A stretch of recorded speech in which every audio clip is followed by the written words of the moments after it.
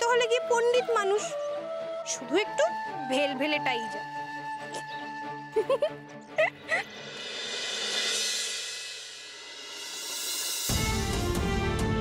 ইস, আমাদের পাঠশালার ঠুলো পণ্ডিতের মতন গম্ভীর হয়ে দাঁড়িয়ে আছে দেখো। পণ্ডিত মশাই বলেছে বলে ওরকম গম্ভীর মুখ করে থাকতে হবে? অবশ্য তুমি পণ্ডিত মশাই কি করে?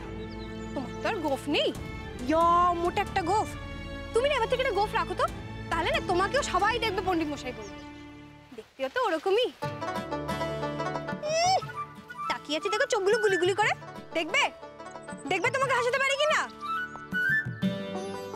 এই ছেলেটা ভেলভেলেটা আমার পাড়ায় যাবি, একটা দুটো পয়সা দেব মুরগি কিনে খাবি, 1 পয়সা 2 পয়সা পয়সা পরে টুপ।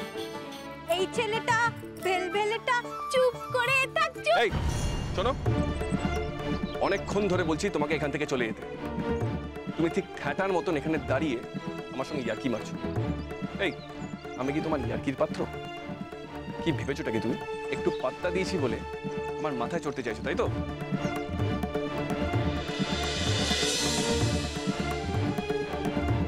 শোনো, বামুন হয়ে চাঁদে হাত দেওয়ার চেষ্টা করো না।